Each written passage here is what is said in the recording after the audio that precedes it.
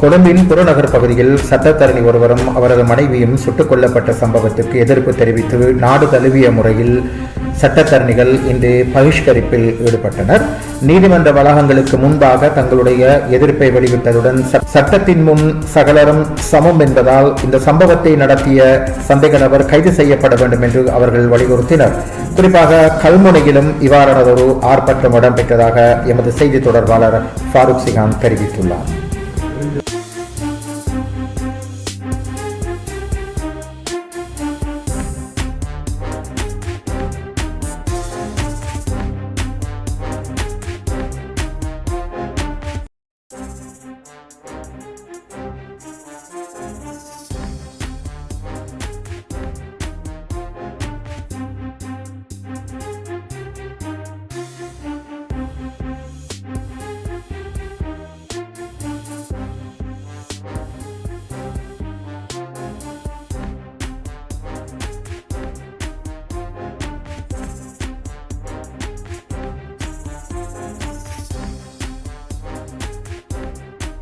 சங்கத்தின் தீர்மானத்திற்கு அமைய கல்முனை சட்டத்தரணிகள் சங்கம் இன்று தங்களது தொழில்களிலிருந்து ஒதுங்கி இந்த சட்டத்தரணி யாருமே நீதிமன்ற நடவடிக்கைகளில் ஈடுபடவில்லை. எங்களுடைய ஒரு சக சட்டத்தரணி இன்று கொலை செய்யப்பட்டிருக்கின்றார். பட்டப்பகலில் நடுவீதியில் வைத்து அவருடைய மனைவியுடன் சேர்த்து கொலை செய்யப்பட்டிருக்கின்றார்.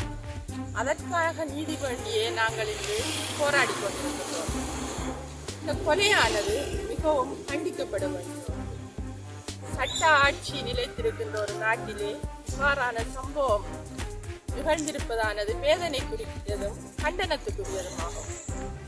எங்களுடைய சட்டத்தரணிகள் இலங்கை சட்டத்தரணிகள் சங்கம் நேற்று மாலை மிகவும் அவசரமாக கூடி சட்டத்தரணிகளின் நலன் கருதியும் சட்ட ஆட்சியை நிலைநாட்டுவதற்காகவும் எங்களது எதிர்ப்பை தெரிவிக்கும் முகமாகவே இந்த முடிவை எடுத்திருந்தது.